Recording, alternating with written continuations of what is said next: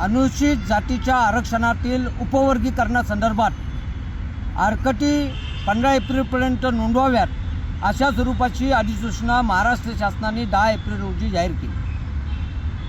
अल्पावधीत आरकटी नोंदवता येणार नाही आणि बदर समितीचा अहवाल हा महाराष्ट्र शासनाने जाहीर केला नाही। त्यामुळं आंबेडकरी जनता ही संतप्त झाली होती आणि आंबेडकरी समुदायातील काही जणांनी महाराष्ट्र शासनाचा निषेध नोंदवायला सुरुवात केली होती। त्यावेळेस आंबेडकरी जनतेला आपण आव्हान केलं होतं की आधी आपण महामानव डॉक्टर बाबासाहेब आंबेडकर यांची जयंती साजरी करूया आणि त्यानंतर आपण बाकीचं बघूया।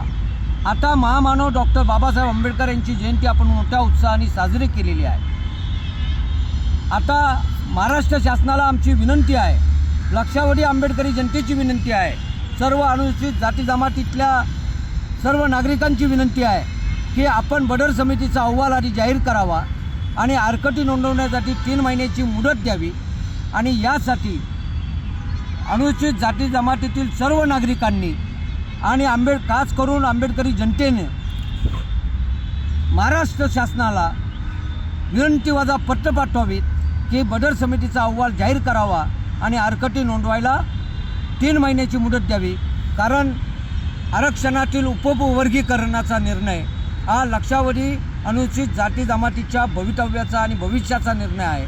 तो निर्णयाचा घाईगडबडीत घेता येणार नाही आणि जर शासनाने तो घाईगडबडीत निर्णय घेतला तर बदर समितीचा अहवाल जाहीर करावा आणि आरकटीसाठी 3 महिन्याची मुदत द्यावी।